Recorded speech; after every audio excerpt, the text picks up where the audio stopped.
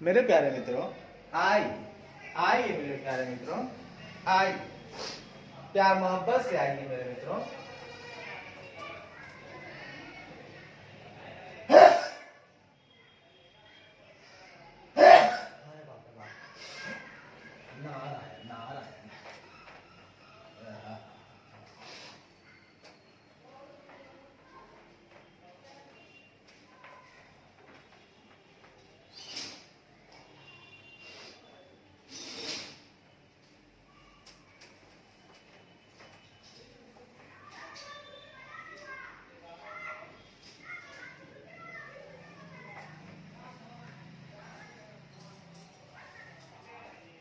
मेरे मित्रों, चर्चा हम कर रहे हैं चैप्टर 5 पर ही अभी हम अटके हुए, जिसमें बताया जा रहा है fraud and responsibility of the auditor in this regard, कि जो फ्रॉड है वो और इस संबंध में जो ऑडिटर की रिस्पॉन्सिबिलिटी है हम उसको पढ़ रहे हैं।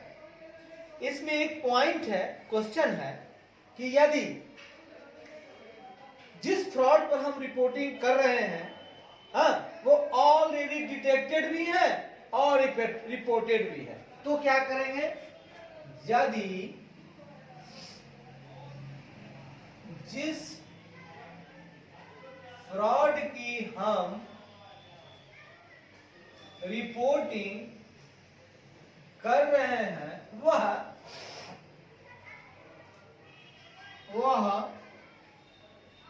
ऑलरेडी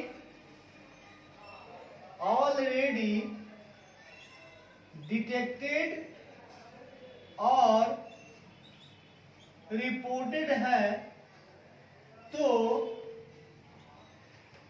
एक ऑडिटर को क्या करना चाहिए? एक ऑडिटर क्या करेगा, ये हमारा क्वेश्चन है कि यदि हम फ्रॉड की रिपोर्टिंग करने जा रहे हैं, वो तो पहले से ही डिटेक्टेड है और रिपोर्टेड है, तो आइए ना बात करते हैं मित्रों, प्यार से करेंगे ना, मुस्कुराते हुए करेंगे। कहता है the auditor should apply professional scepticism. Auditor को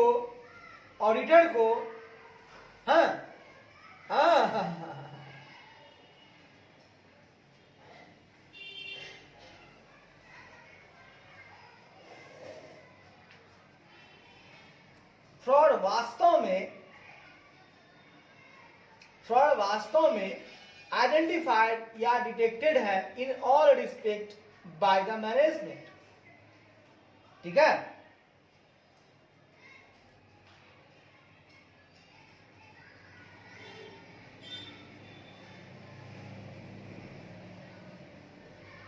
रिपोर्टेड है मैनेजमेंट के द्वारा। मैनेजमेंट जो है पहले से ही रिपोर्ट कर दिया है, डिटेक्ट कर लिया है, तब ऑडिटर को क्या करना चाहिए? सुनिएगा,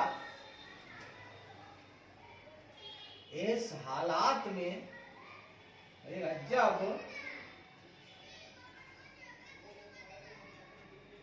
मैनेजमेंट द्वारा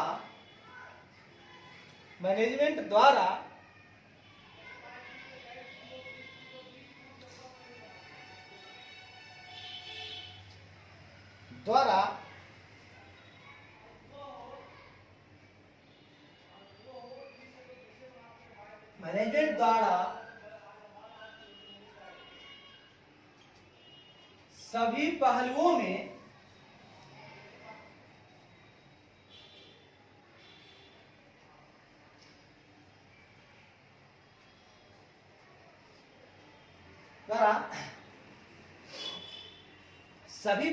को देखते हुए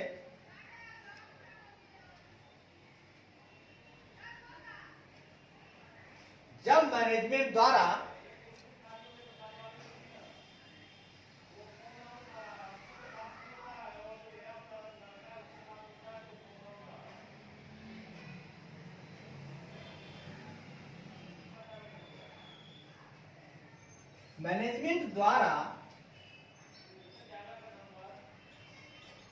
वास्तव में फ्रॉड के सभी पहलुओं को आइडेंटिफाइड या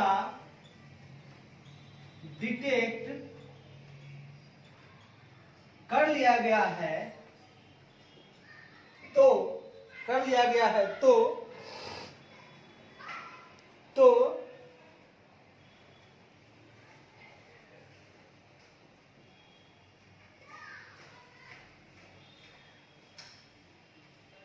मैनेजमेंट द्वारा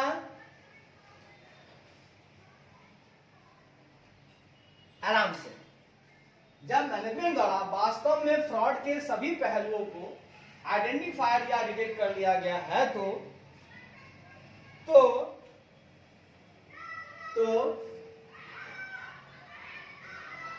ऑडिटर को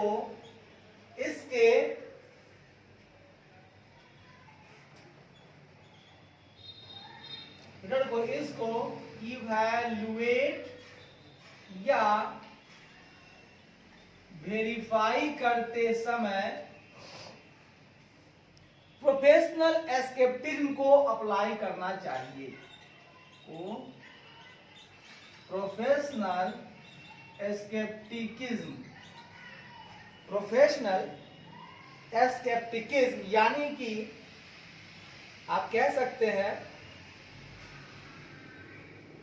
भाई सोच विचार कर प्रोफेशनल एस्केप्टिज्म को अप्लाई करना चाहिए। चल या कंपनी के विजिल का मतलब होता है जलूस, या कंपनी के जलूस या विशिल ब्लोअर मैगजीन के द्वारा होता है। यहां पर लिख सकते हैं जब मैनेजमेंट द्वारा, एक पॉइंट हो गया, और दूसरा यहीं पर होगा जब मैनेजमेंट द्वारा या कंपनी के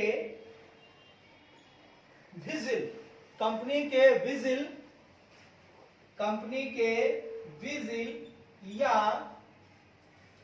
व्हिसल ब्लोअर मैकेनिज्म द्वारा, व्हिसल ब्लोअर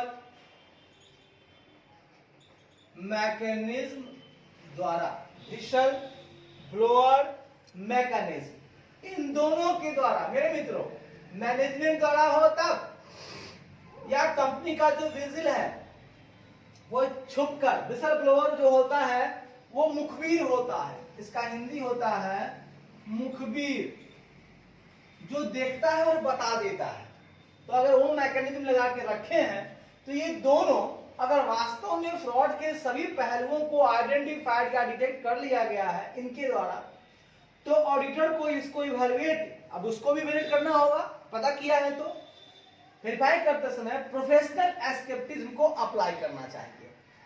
क्योंकि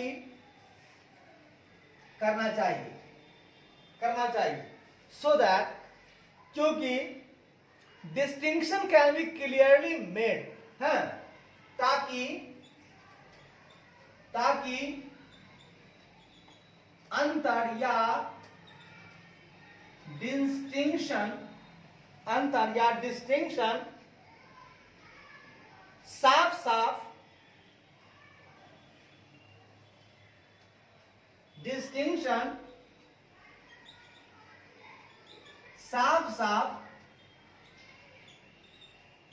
पता चल सके, ताकि अंतर जो है साफ पता चल सके, हाँ, ताकि अंतर साफ पता कर सके।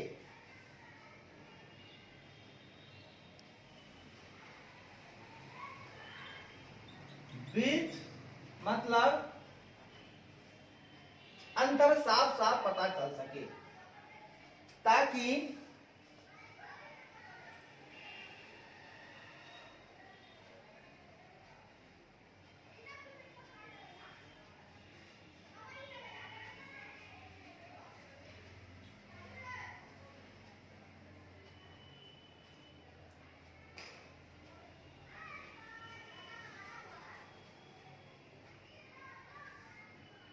ताकि ऑडिटर के द्वारा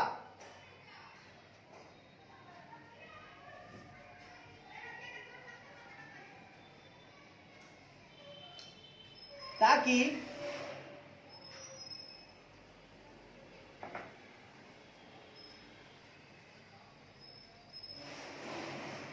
ताकि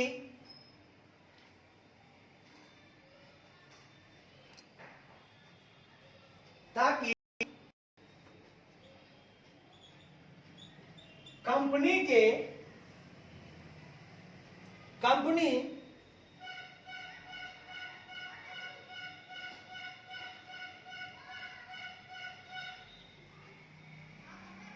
के इंटरनल कंट्रोल मैकेनिज्म कंपनी के इंटरनल कंट्रोल मैकेनिज्म कंपनी के हाँ झाड़ू कहाँ झाड़ू तो न है अति वाला झाड़ू सामने रखल हरा वाला होता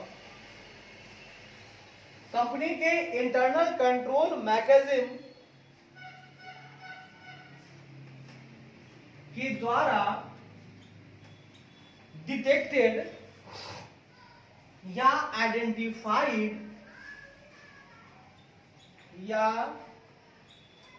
आइडेंटिफाइड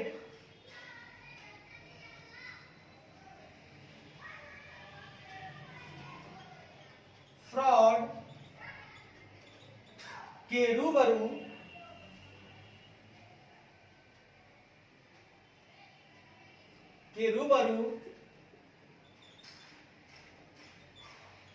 ऑडिटर्स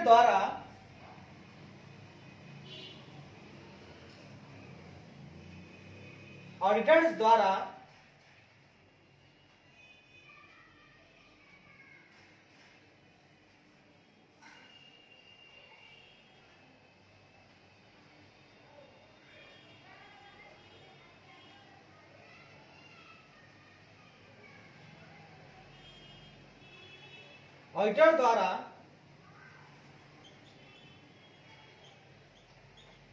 उत्पन्न मामले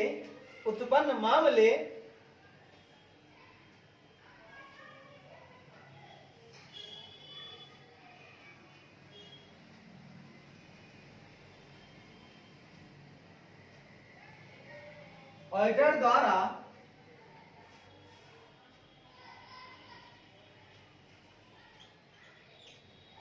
फ्रॉड के संदर्भ में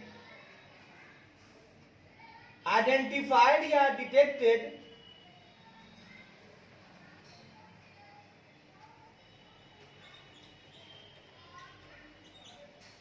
या डिटेक्टेड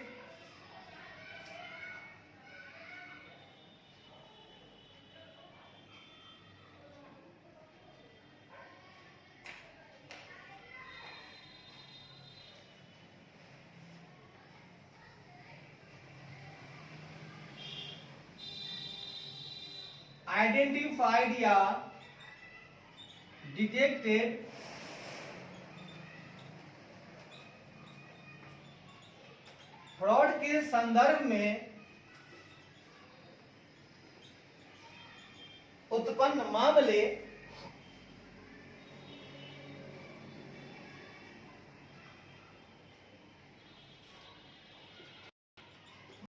के बीच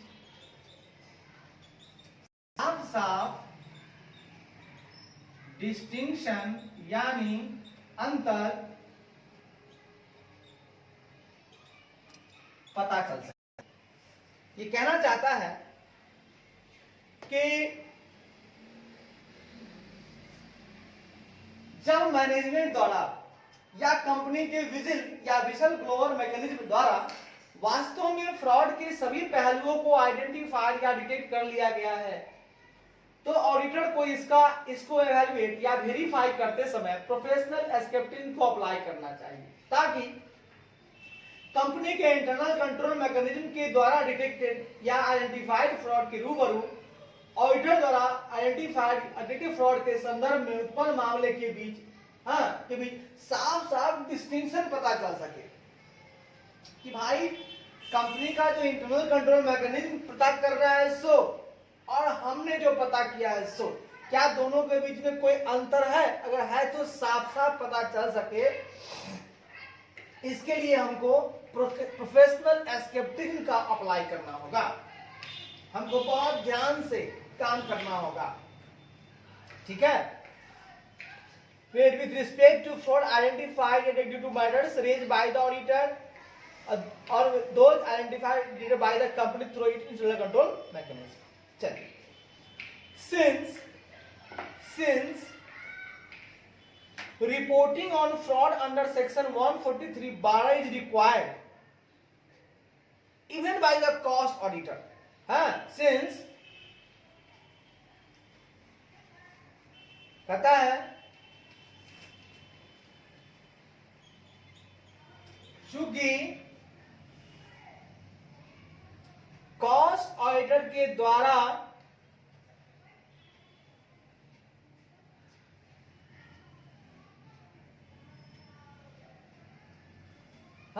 चूंकि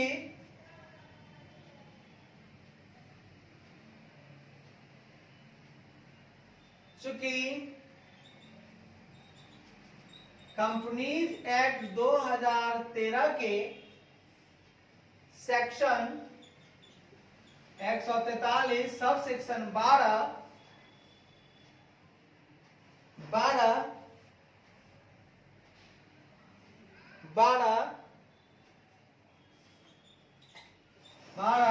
यहां तक कि कॉस्ट ऑडिटर के द्वारा भी फ्रॉड की रिपोर्टिंग करते समय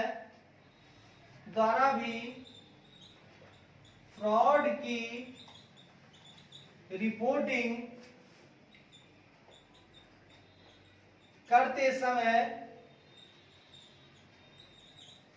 रिक्वायर्ड है। मतलब सेक्शन 143 12 हमारे कॉस्ट ऑडिटर को भी मानना होगा, उनकी रिक्वायरमेंट है, उनको मानना होगा। और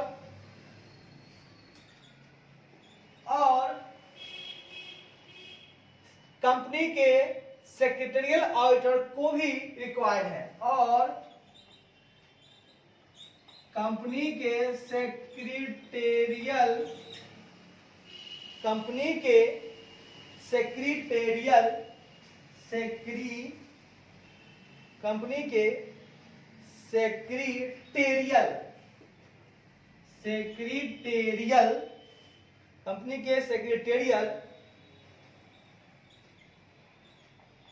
ऑडिटर को भी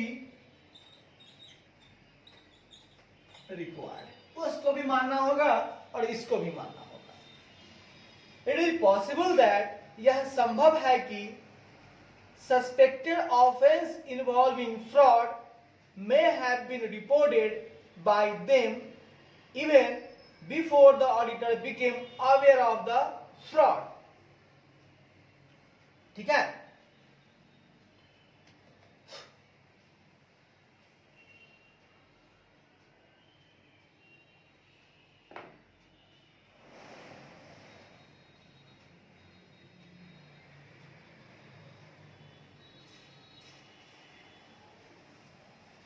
यह संभव है कि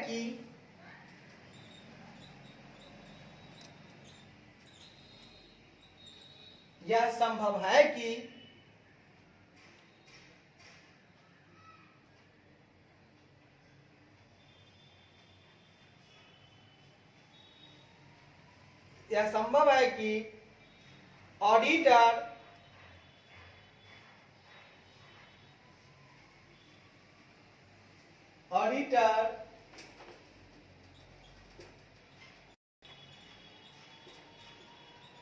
फ्रॉड को लेकर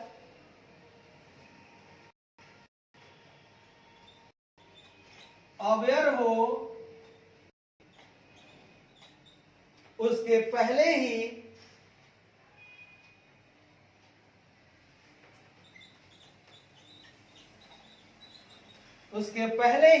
मैनेजमेंट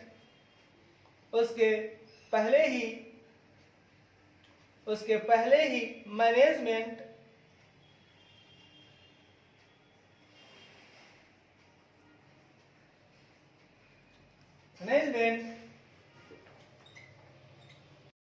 फ्रॉड में इन्वॉल्व संदिग्ध अपराध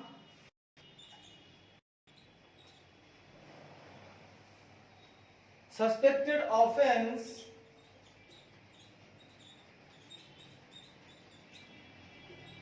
को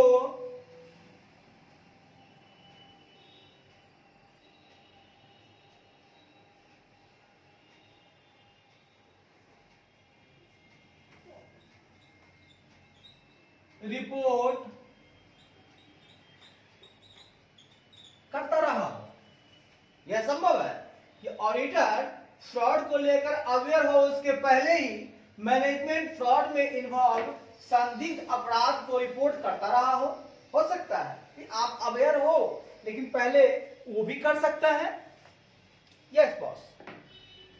हेयर टू, यहां भी it is suspected offence of fraud has already been reported under section 143(12) by such other person and the auditor becomes aware of such suspected offense involving fraud, he need not report the same since he has not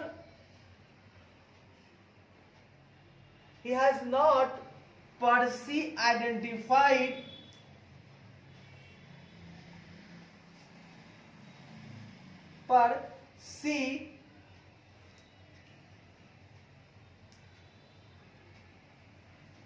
fraud।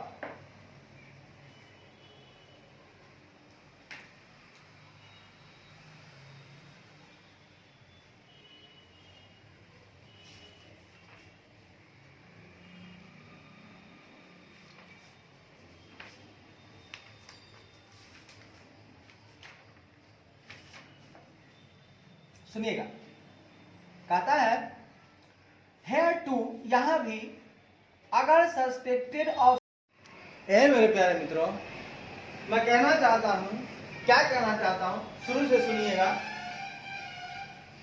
कि यदि जिस fraud की हम reporting कर रहे हैं वह already detected और रिपोर्टेड है मैनेजमेंट के द्वारा, तो ऑडिटर को क्या करना चाहिए? तो साहब, जब मैनेजमेंट द्वारा या कंपनी के विजिल या विशन ब्लोअर मैकेनिज्म द्वारा वास्तव में फ्रॉड के सभी पहलुओं को आइडेंटिफाइड या डिटेक्टेड कर लिया गया है, तो ऑडिटर को इसको इवैल्यूएट या वेरीफाई करते समय प्रोफेशनल एस्केपिज्म को अप्लाई करना चाहिए, ताकि कंपनी के इंटरनल कंट्रोल मैकेनिज्म द्वारा डिटेक्टेड या आइडेंटिफाइड फ्रॉड के रूबरू ऑडिटर द्वारा आइडेंटिफाइड या डिटेक्टेड फ्रॉड के संदर्भ में उत्पन्न मामले के बीच साफ साफ डिस्टिंक्शन पता चल सके। चूंकि कंपनी एक्ट 2013 के सेक्शन 147(12) यहां तक कि कॉस्ट ऑडिटर के द्वारा भी फ्रॉड की रिपोर्टिंग करते समय और कंपनी के सेक्रेटरियल ऑडिटर के द्वारा भी फ्रॉड की रिपोर्टिंग करते समय रिक्वायर्ड है।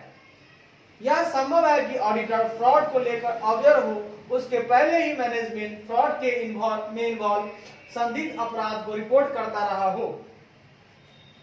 यहां तक फ्रॉड के सस्पेक्टेड ऑफेंस किसी दूसरे पर्सन द्वारा सेक्शन 144(12) के अंतर्गत रिपोर्ट कर दिया गया है और वैसे फ्रॉड के सस्पेक्टेड ऑफेंस को लेकर ऑडिटर सावधान हो गया है, तो उसे दोबारा इसको रिपोर्ट करने की जरूरत नहीं है, क्योंकि उसके पास अपने आप फ्रॉड के सस्पेक्टेड ऑफेंस आइडेंटिफाइड नहीं हुए हैं, वो स्वयं नहीं किया है। जब दूसरा व्यक्ति कर लिया है तो आप उसको दोबारा रिपोर्ट ना करो, क्योंकि वो रिपोर्ट कर रहा है, आप अवेयर हो, वो कर रहा है, आप अवेयर होके देख रहे हो, तो फिर दोबारा ना करो, ना करो मेरे यार, ना करो।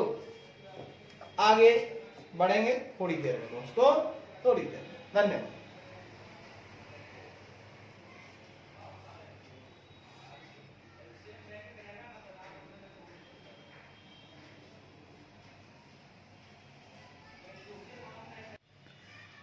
मेरे प्यारे मित्रों, आइए आइए मेरे प्यारे मित्रों, आइए। अब तक हमने चर्चा कर लिया fraud and responsibility of the auditor in this regard. ये हमारा चैप्टर है जिसमें हमने फ्रॉड की रिपोर्टिंग कर डाली, ठीक है, जिसमें हमने फ्रॉड की रिपोर्टिंग कहां कहां कर डाली। तो साहब हमने फ्रॉड की रिपोर्टिंग की है, पहले तो की है हमने कि कब हमें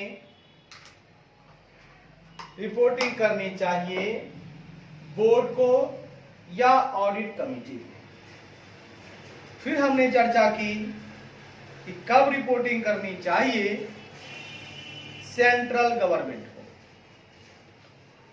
सेंट्रल गवर्नमेंट को करते समय आपको कौन से फॉर्म का इस्तेमाल करना होगा, तो करना होगा ADD 4 का, ठीक है। हम लोगों ने सारी चर्चाएं की। जैसे ही आपको पता चलता है,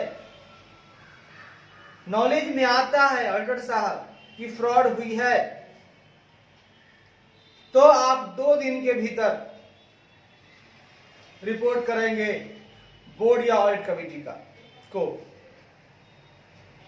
याद रखिएगा, आपको रिप्लाई की जरूरत पड़ेगी जब 1 करोड़ से ऊपर का होगा, तो 1 करोड़ से नीचे का है तो सिर्फ बोर्ड या ऑडिट कमेटी को कर देना है।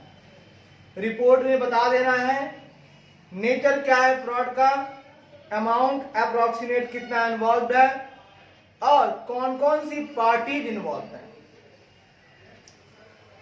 1 करोड़ से ऊपर का अगर फ्रॉड है तो आपको सेंट्रल गवर्नमेंट को बताना होगा, और सेंट्रल गवर्नमेंट को बताना होगा तो आपको ध्यान रखना है 45 दिनों के भीतर साहब उनका जवाब आपको मांगना होगा।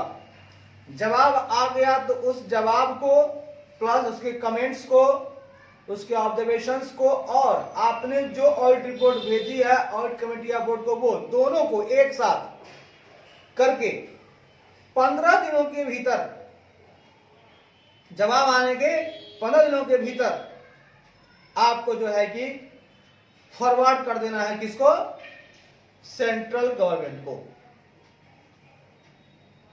ठीक है।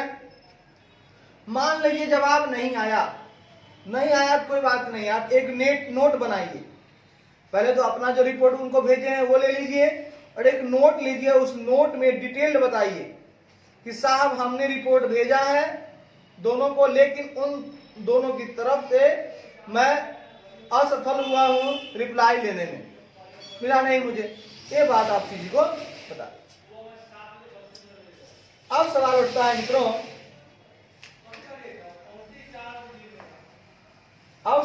है मित्रों, कि रिपोर्ट आपको करना है फ्रॉड का जो कि ऑलरेडी डिटेक्टेड है और रिपोर्टेड है, ठीक है। उसके बारे में हम लोग चर्चा कर रहे हैं। आगे समस्या ये आई है, हम आपसे दूर आ रहे हैं, समस्याओं को हम बताना चाह रहे हैं। आइए एकदम प्यार से देहाती भाषा में, बिना डरे हुए, बिना झुके हुए, बिना थके हुए, बिना उम्र की परवाह किए हुए, हमें पता है जिंदगी समय समय हमें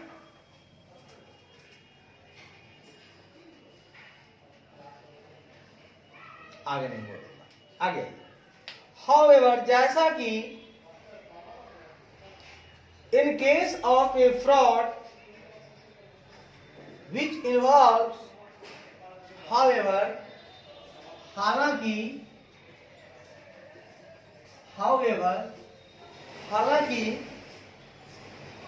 नाम सर एक कहा, 1 मिनट 1 मिनट ऑनलाइन पढ़ाई होता है, ऑनलाइन चले छे। आइए मेरे मित्रों, आइए मेरे प्यारे मित्रों, आइए एकदम प्यार मोहब्बत से आइए। कहता है हालांकि in case of A fraud. हाँ, हालांकि फ्रॉड के केस में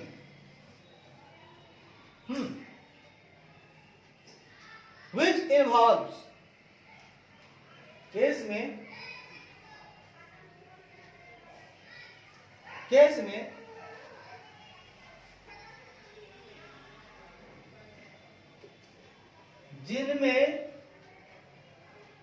जिसमें इन्वॉल्व्स हैं या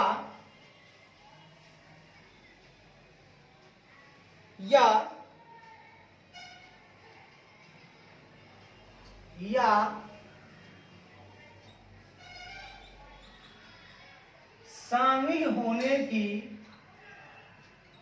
उम्मीद है। इन्वॉल्व है यानी कि शामिल है या शामिल होने की उम्मीद है, ठीक है। वो भी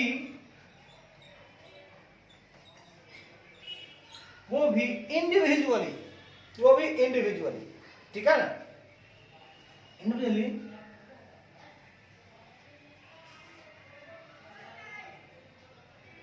इंडिविजुअली 1 करोड़ या उससे अधिक का अमाउंट, 1 करोड़ या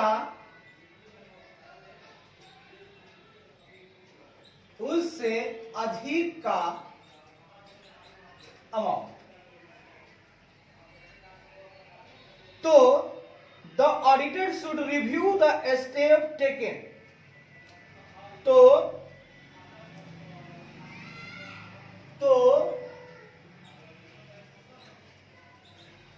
इसके लिए ऑडिटर को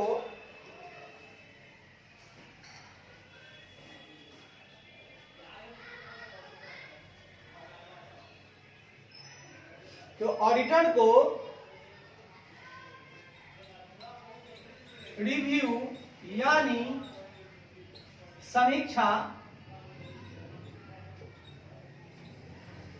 करना चाहिए कि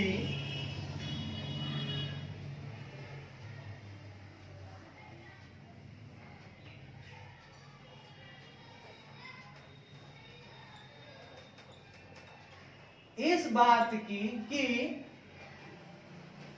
मैनेजमेंट या दो चार्ज विथ गवर्नेंस द्वारा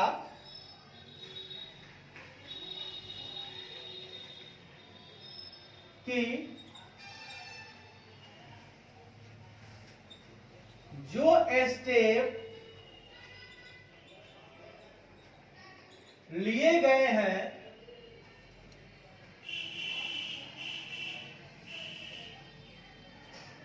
कि इसके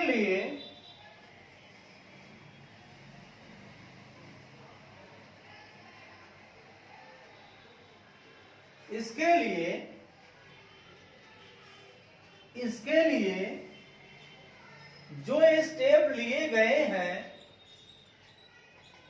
मैनेजमेंट या दो चार्ज विथ गवर्नेंस द्वारा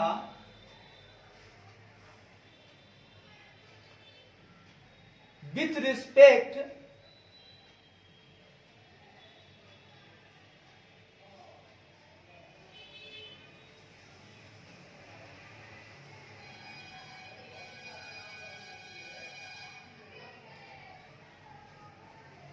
द्वारा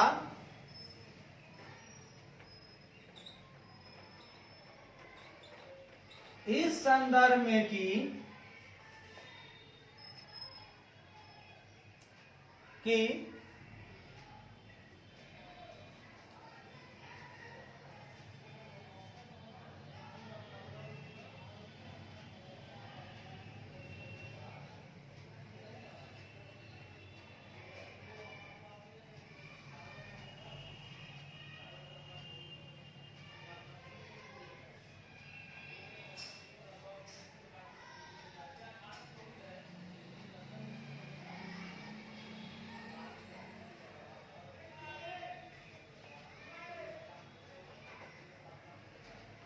द्वारा ऊपर बताई गई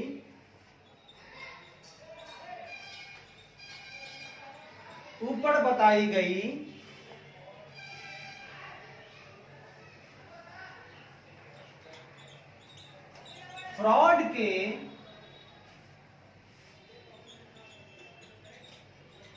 सस्पेक्टेड ऑफेंस मतलब अपराध। सस्पेक्टेड ऑफेंस का मतलब होता है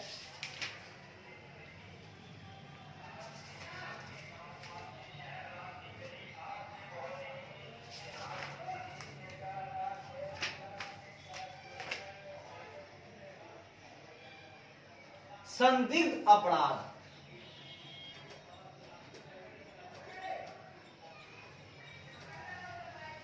ऊपर बताई गई फ्रॉड के सस्पेक्टेड ऑफेंस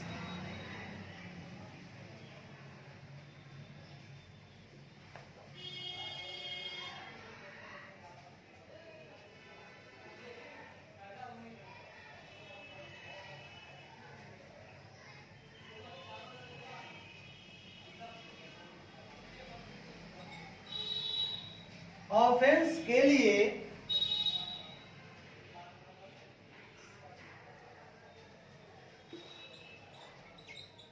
रिपोर्ट की गई घटना के संदर्भ में। अब सुनिएगा ये क्या कहना चाहता है एकदम प्यार से, उसके बाद और की हम बात करेंगे। सुनिए, कहता है हालांकि फ्रॉड के केस में जिसमें शामिल है या शामिल होने की उम्मीद है वो भी इंडिविजुअली 1 करोड़ या उससे अधिक का अमाउंट, तो इसके लिए ऑडिटर को रिव्यू करना चाहिए। रिव्यू करना चाहिए इस बात के लिए कि जो स्टेप लिए गए हैं मैनेजमेंट या 2 चार्ज विथ गवर्नेंस द्वारा।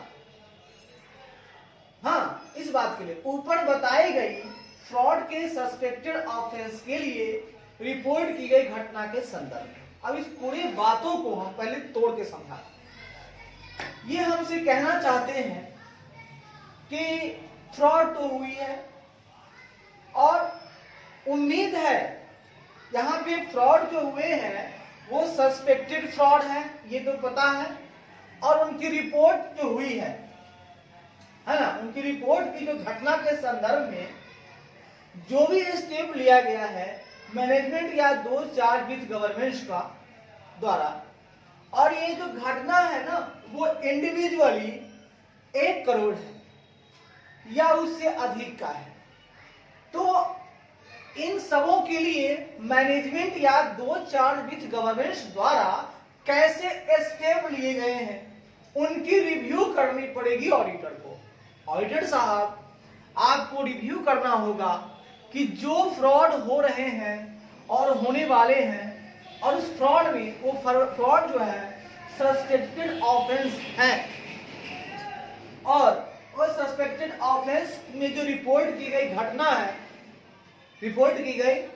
है जो कि वो घटना रिपोर्ट किया गया है हमारे मैनेजमेंट या 2 चार्ज विथ गवर्नमेंट द्वारा किया गया है, और वो पैसा जो है 1 करोड़ या उससे ऊपर का है, इंडिविजुअली किसी और को एग्रीगेट नहीं करके बिल्कुल इंडिविजुअली देखा गया, तो उस घटना में जो फ्रॉड की जो अमाउंट थी है ना, जो रिपोर्ट की गई उनके द्वारा वो 1 करोड़ या उससे अधिक है, तो उसके लिए इन दोनों ने, मैनेजमेंट साहब ने और 2 चार्ज विथ गवर्नेंस साहब ने, दोनों ने क्या स्टेप लिए हैं आप उनको रिव्यू करो।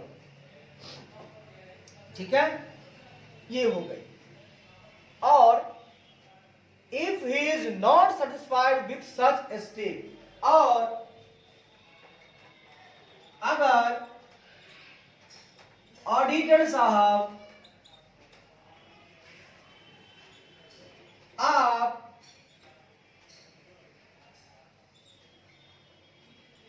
वैसे स्टेप से सैटिस्फाइड यानी संतुष्ट नहीं है, वैसे स्टेप से आप संतुष्ट नहीं हैं, तो he should state the reason for his dissatisfaction in writing. ठीक है, तो नहीं है तो आपको रीजन बताना चाहिए, तो आपको लिखित में इस असंतुष्टि के लिए रीजन बताना चाहिए,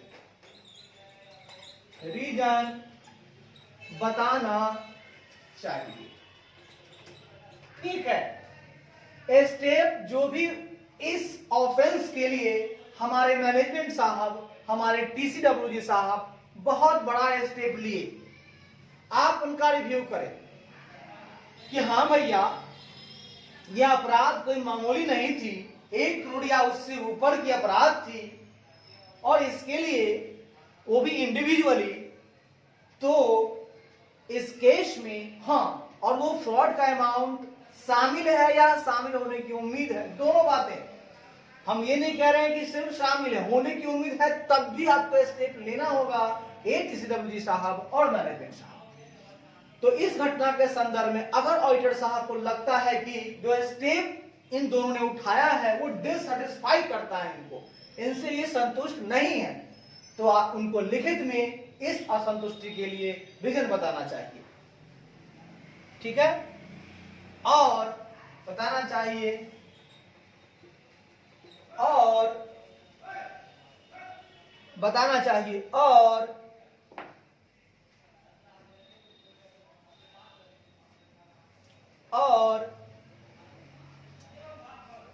रिक्वेस्ट द मैनेजमेंट या 2 चार्ज विथ गवर्नमेंट, और मैनेजमेंट या 2 चार्ज विथ गवर्नमेंट से ये, और मैनेजमेंट या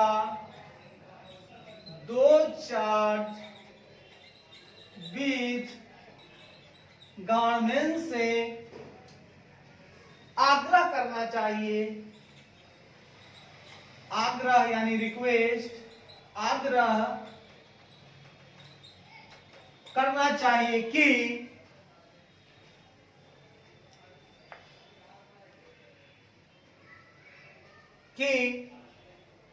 वो टू परफॉर्म एडिशनल प्रोसीजर कि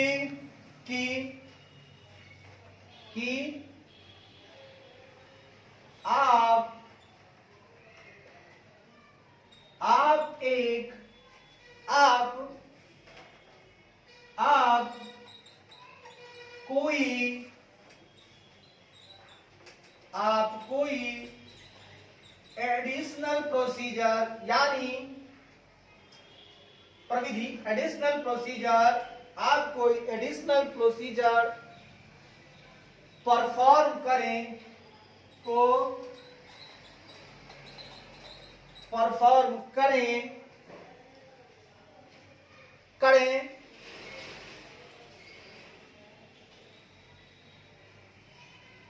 to enable the auditor to satisfy himself, ताकि ऑडिटर खुद को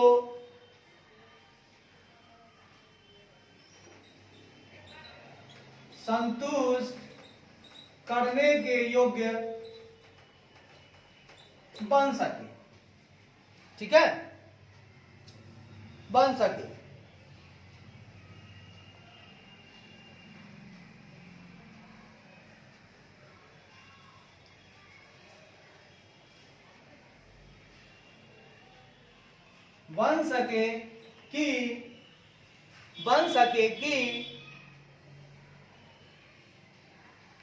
कि जो भी मामले उन दोनों के द्वारा बताए गए हैं,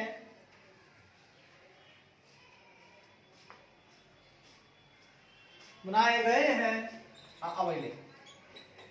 उचित रूप से संबंधित यानी एड्रेस्ड हैं।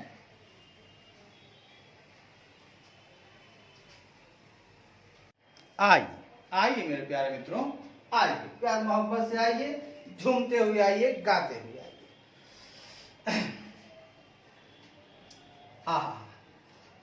आइए ना आगे बढ़ते हैं, आइए प्यार मोहब्बत से आगे बढ़ते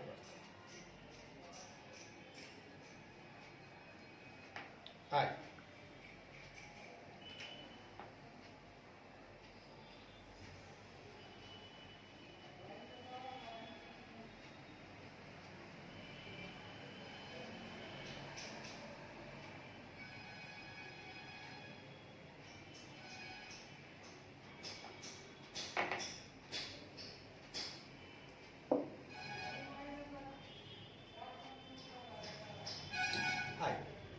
कहता है, इफ द मैनेजमेंट या दो charge with governance fail to undertake appropriate additional procedure within 45 days of his request, अगर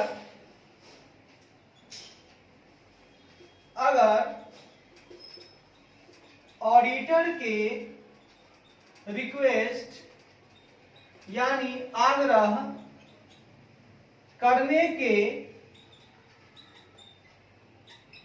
45 दिनों के भीतर, ठीक है, 45 दिनों के भीतर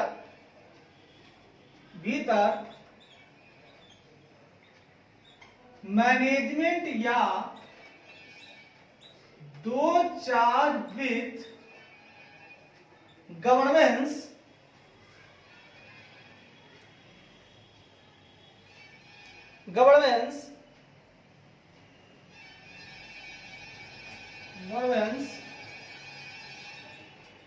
appropriate additional प्रोसीजर को अंडरटेक यानी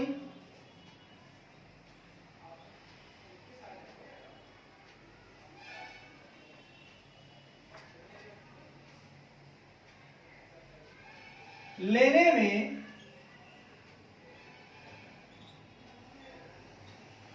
असफल हो जाता है तो क्या करेंगे? तो auditor would need to evaluate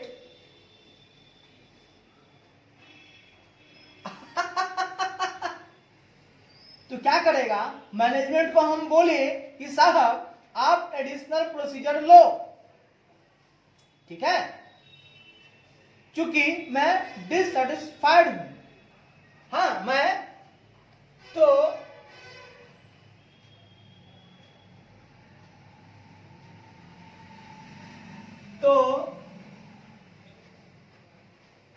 auditor को इवैल्यूएट करने की जरूरत होगी।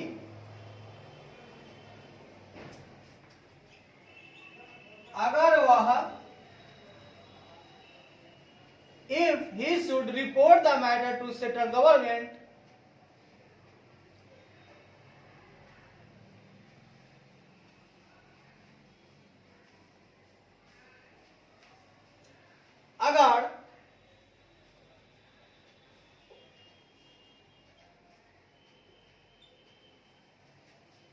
अगर उसे बोला है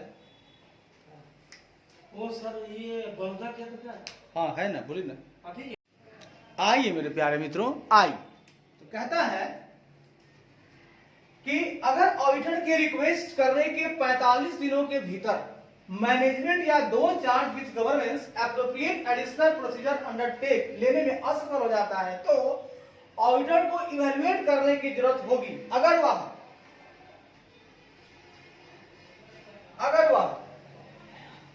कंपनीज ऑडिटर अगर वह companies auditor companies audit and auditor rules 2014 के रूल 13 के अनुसार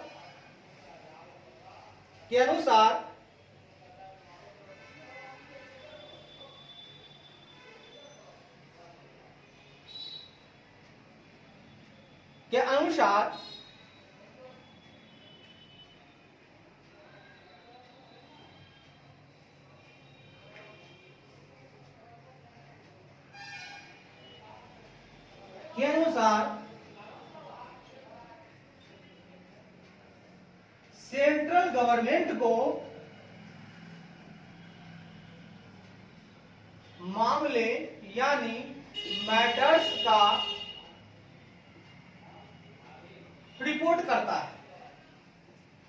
यानी क्या कहना चाहता है सुनिएगा कि अगर ऑडिटर की रिक्वेस्ट करने के 45 दिनों के भीतर मैनेजमेंट या दो charge government appropriate additional procedure undertake करने में लेने में असफल हो जाता है तो ऑडिटर को तो करना होगा रिपोर्ट सेंट्रल गवर्नमेंट को। तो ऑडिटर को जो रिपोर्ट करना है तो उसके पहले उसे इवैल्यूएट कर दे कि भाई जो बातें जो मैटर्स मैं दे रहा हूं क्या वो उचित है, उसका मूल्यांकन कर लेना होगा। चलिए साहब धन्यवाद, यहां तक आपका हो गया। एक मिनट, ठीक है।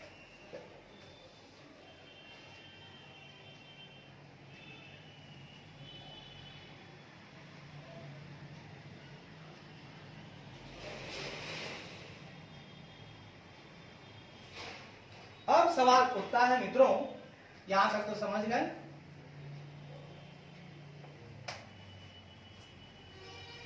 अब आगे देखिए क्या कहता है।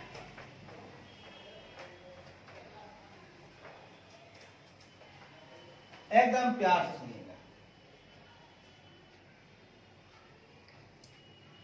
ऑडिटर को एक ऑडिटर, क्वेश्चन उठ रहा है आपके पास, एक ऑडिटर फ्रॉड की रिपोर्टिंग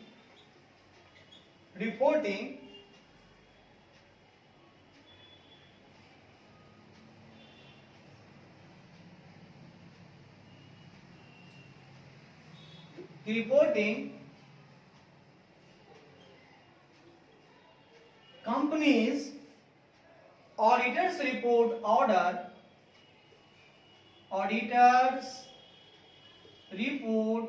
ऑर्डर 2020 यानी कारो 2020 के अनुसार कैसे करेगा। देखिए एक क्वेश्चन और बन गया आपके लिए कि एक ऑडिटर जो है अगर फ्रॉड की रिपोर्टिंग करना चाहता है कारो 2020 के अनुसार तो वो कैसे करेगा, जरा उसका भी रूल मुझे चाहिए, उसका भी कुछ नियम चाहिए मुझे। ठीक है सर, आपको मैं देता हूं नियम। कहता है ऑडिटर को आवश्यकता है रिपोर्ट करने की,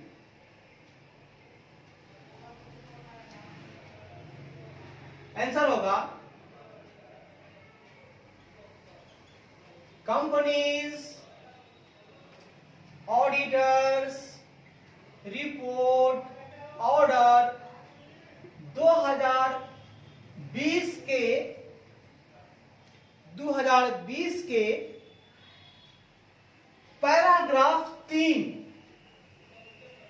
के पैराग्राफ 3 के क्लॉज 11, क्लॉज 11 फर यानी फ्रॉड, इसको बोलते हैं ग्यारह फर, सॉरी, हाँ ध्यान से, तो 11 है तो फर है ना, याद रखिएगा सॉरी, तो 11 फ्रॉड के लिए है। तो ये कहता है कारो 2020 का 11 जो पैराग्राफ 3 का जो क्लॉज 11 है वो फ्रॉड रिपोर्टिंग को लेकर है। तो 9 के अंतर्गत ऑडिटर को रिपोर्ट करने की आवश्यकता है। ए ऑडिटर साहब, फ्रॉड की रिपोर्टिंग वैसे तो कर ली, कहां करनी थी कर लिया, लेकिन कारो कहता है कि मेरे अंतर्गत भी आपको फ्रॉड की रिपोर्ट करने की आवश्यकता है। वेदर यदि any fraud by the company और any fraud on the company, यदि कोई भी फ्रॉड कंपनी के द्वारा होता है,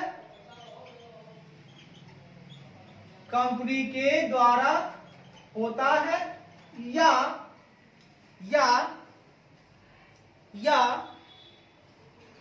कंपनी के ऊपर होता है, या कंपनी के ऊपर होता है, यानी कंपनी के द्वारा होता है या कंपनी के ऊपर होता है, तो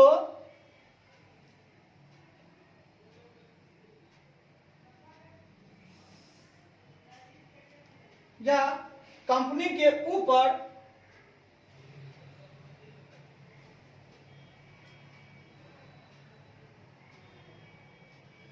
होता है और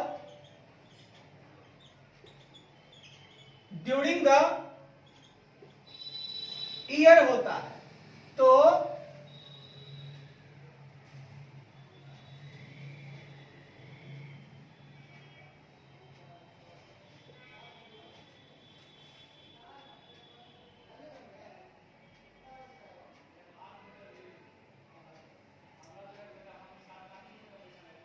और ड्यूरिंग द ईयर इसकी नोटिस होती है या रिपोर्टिंग होती है, ठीक है ना।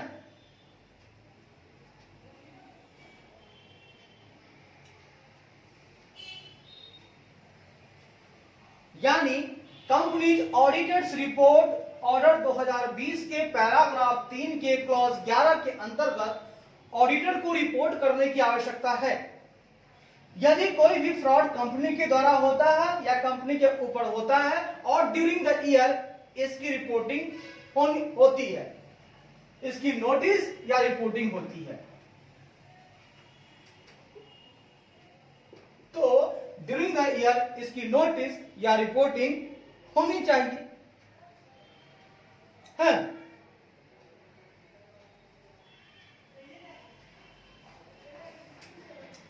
अगर रिपोर्टिंग होती है ड्यूरिंग द ईयर तो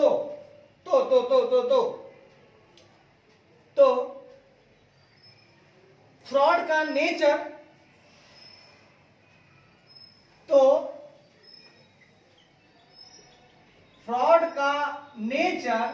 तथा उसकी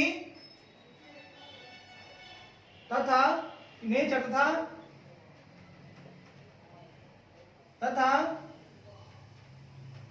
फ्रॉड में शामिल अमाउंट को भी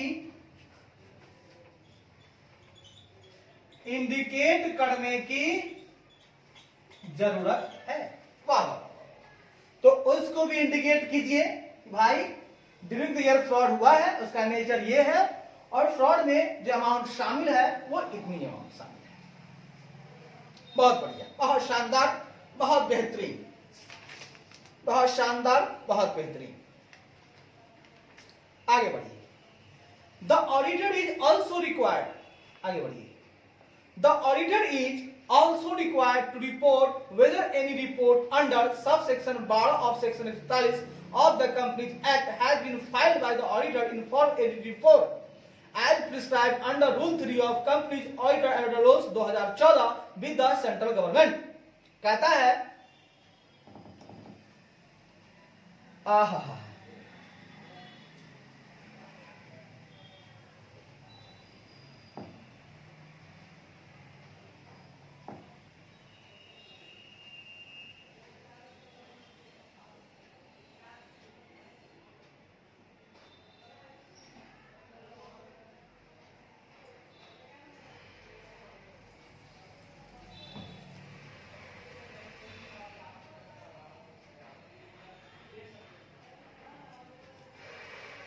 सुनिएगा, यदि कोई रिपोर्ट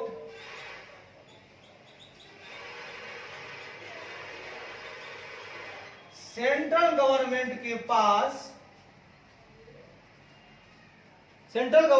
पास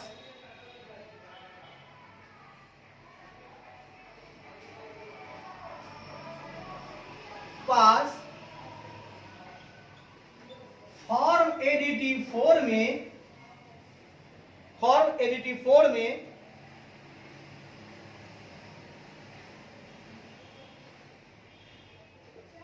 जो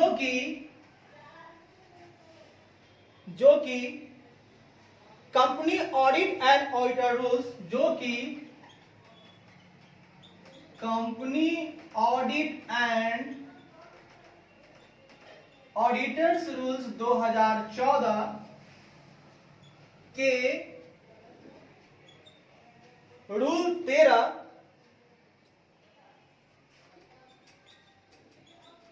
के अंतर्गत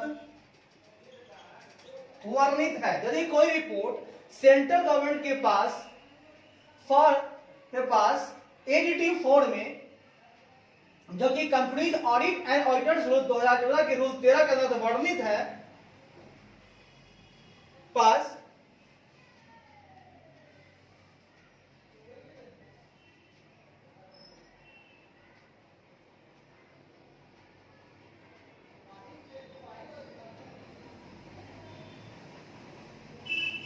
है, ऑडिटर के द्वारा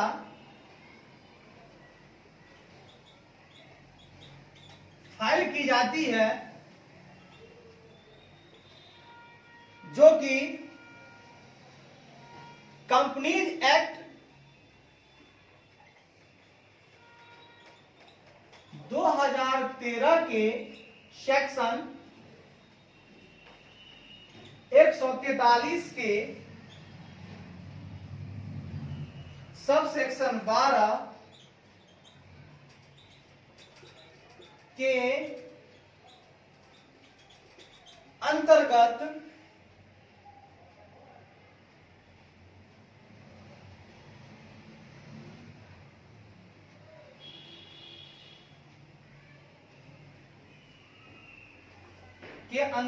है, तो उसे भी ऑडिटर को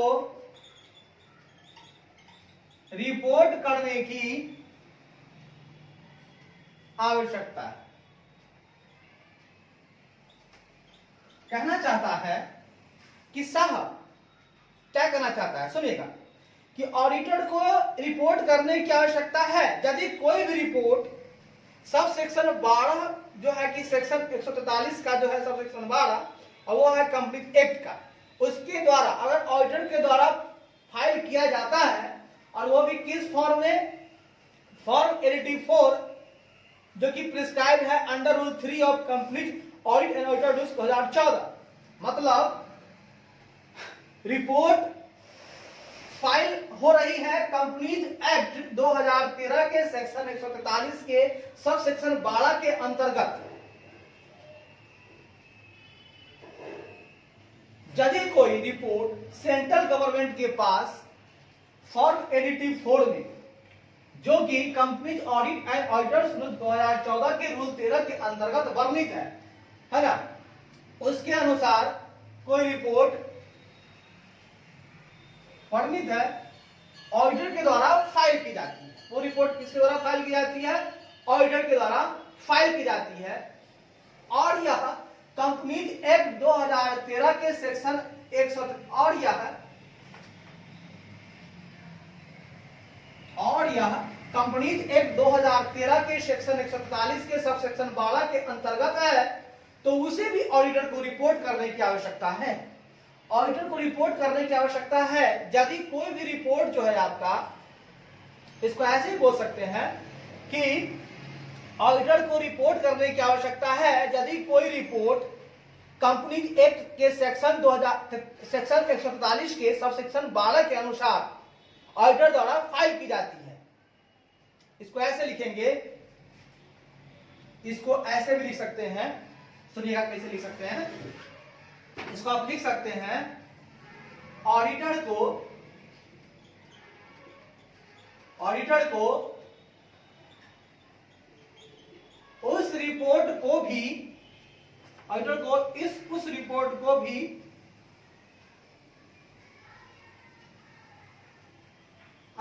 ऑडिटर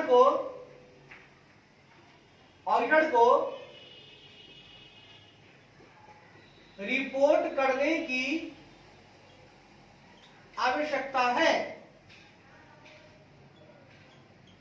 यदि कोई रिपोर्ट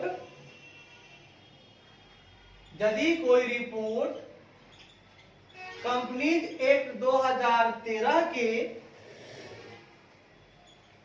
सेक्शन 143 के सब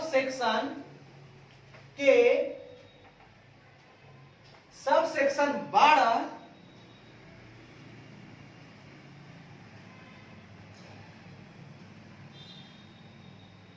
के अंतर्गत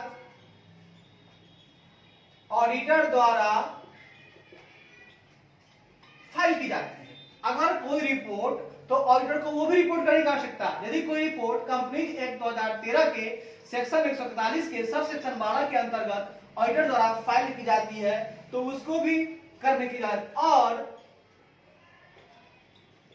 यह रिपोर्ट एडीटी 4 फॉर्म में और यह रिपोर्ट एडीटी 4 फॉर्म में दी जाती है, जो कि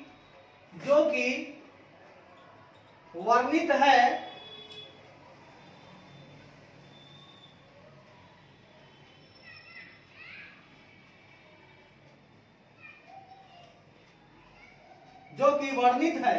जो कि एडीटी फॉर्म में दी जाती है, एडीटी 4 फॉर्म में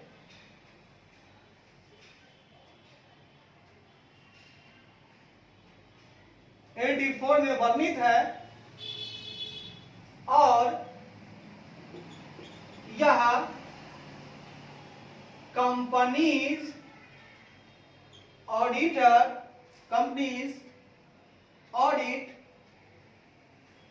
एंड ऑडिटर्स रूल्स 2014 के रूल 13 के अनुसार है। और यह रिपोर्ट सेंट्रल गवर्नमेंट को दी जाती है। इस बात को समझिएगा कि देखिएगा साहब, सेंट्रल गवर्नमेंट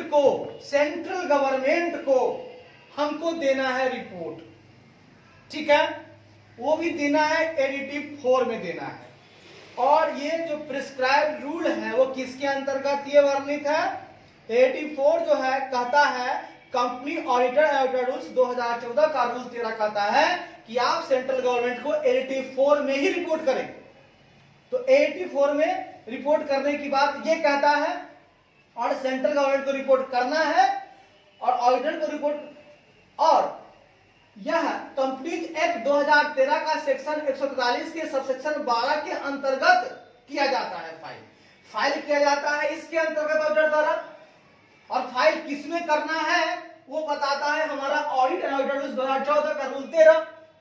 यानी कि हमको फाइल करना है, ऑडिटर को फाइल करना है सेंट्रल गवर्नमेंट को रिपोर्ट। वो कहता है कंपनीज एक्ट 2013 का सेक्शन 143 का सबसेक्शन 12। और किस रूप में करना है तो 84 में करना है। ये बात कहता है हमको audit companies audit and auditors rules 2014 का रूल 13। रूल 13 कहता है ऐसे करना। और किसको करना है वो कौन कहता है? कंपनीज एक्ट 2013 का सेक्शन 143 का सबसेक्शन 12।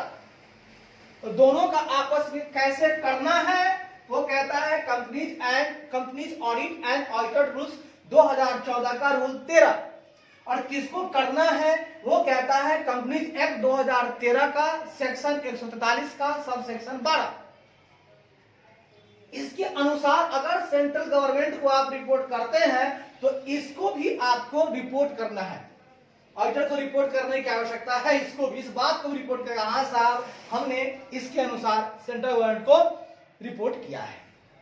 आइए, और whether the auditor has considered का मतलब होता है विचार करना।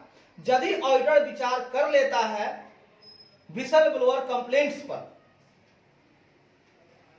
अगर सुनिएगा आगे बढ़ते हैं। एक मिनट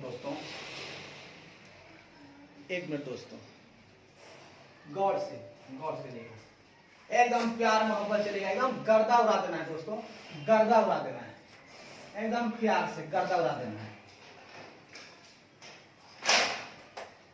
एकदम गर्दा उड़ा देना है। दिवाली हो या होली हो, किताब में ही खेलेंगे, किताब के साथ दिवाली मनाएंगे, होली खेलेंगे, गर्दा मचा देंगे सर जी, गर्दा मचा देंगे। आइए, कहता है कि यदि ऑडिटर विसल ब्लोअर के कंप्लेंट पर विचार कर लेता है, यदि ऑडिटर विसल ब्लोअर का मतलब होता है आपका जो शिकायत करने वाला होता है, मुखबिर, इसको बोला जाता है मुखबिर, जो मुख से बात करता है। ऑडिटर अगर विसल ब्लोअर के कंप्लेंट पर मतलब के शिकायत पर, शिकायतों को कंसिडर करता रहा है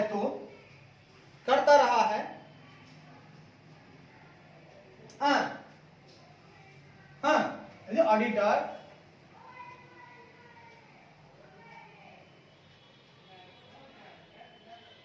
के किसी भी शिकायतों पर को कंसिडर करता रहा है तो और if any receive during the year by the company, और कंपनी के द्वारा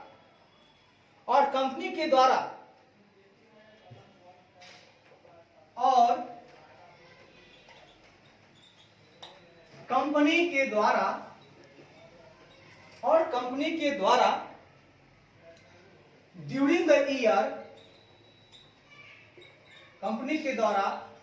द ईयर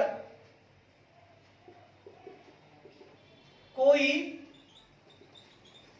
शिकायत प्राप्त हुआ है तो, अब सुनिएगा, ऑडिटर क्या कर रहा है, विसल ब्लोअर के शिकायत को विचार करता है और कंपनी द्वारा ड्यूरिंग द ईयर प्राप्त हुआ है शिकायत। अब क्या करेंगे तो the scope of auditor's inquiry under the clause is restricted to the following. तो ऑडिटर के इंक्वायरी के क्षेत्र को इस क्लॉज के दौरान के क्षेत्र को इस क्लॉज के अनुसार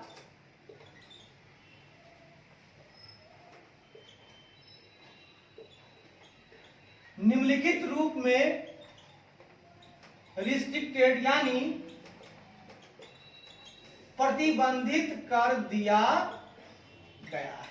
माने ए ऑडिटर साहब, आपकी इंक्वायरी का क्षेत्र जो है प्रतिबंधित कर दिया गया है, आप यहीं तक इंक्वायरी कर सकते हैं। हाँ, कहां तक कर सकते हैं उसको सुनिए। इंक्वायरी, ठीक है ना, स्कोप ऑफ इंक्वायरी। पहला कहता है फ्रॉड नोटिस्ड और रिपोर्टेड ड्यूरिंग द ईयर। आपको रिस्ट्रिक्ट है, आपको यहीं तक करना है, यदि, है ना, आपकी इंक्वायरी यहीं तक रहेगी। पहला नंबर है अगर फ्रॉड, पहला फ्रॉड का नोटिस या रिपोर्ट, नोटिस या रिपोर्ट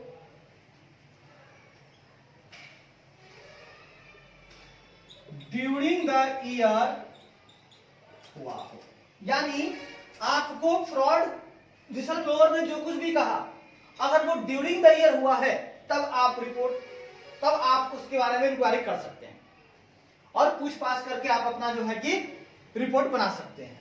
लेकिन कब तक बनाइएगा, जब वो जानकारी ड्यूरिंग द ईयर आपको मिली हो। ठीक है साहब। बी कहता है reporting on filing of any report in form ADT4 during the year. दूसरा कहता है कि आपको reporting on filing of any report, किसी रिपोर्ट के फाइलिंग पर, मतलब कहता है कि हे ऑडिटर, आपको ADT4 में, आपको ADT4 में, ADT4 फॉर्म में ही किसी रिपोर्ट की फाइलिंग पर रिपोर्ट करना होगा, में ही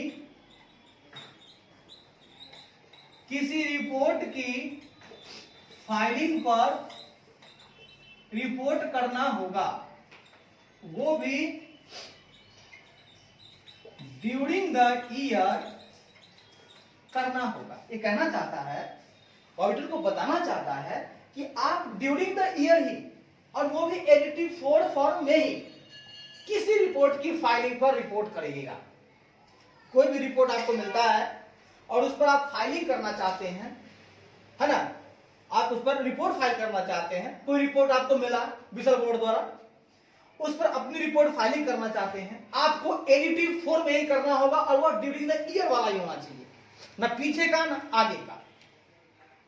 और सी, आपको जो है विसल ब्लोअर का जो कंप्लेंट कोई भी प्राप्त हुआ है, अगर आपको विसल ब्लोअर का कोई भी कंप्लेंट यानी शिकायत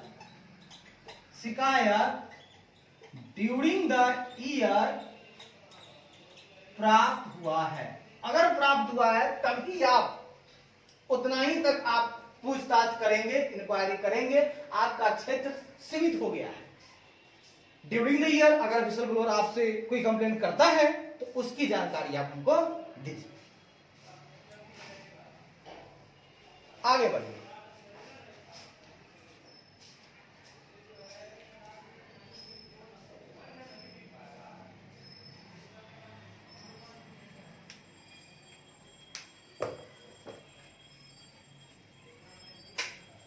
धन्यवाद।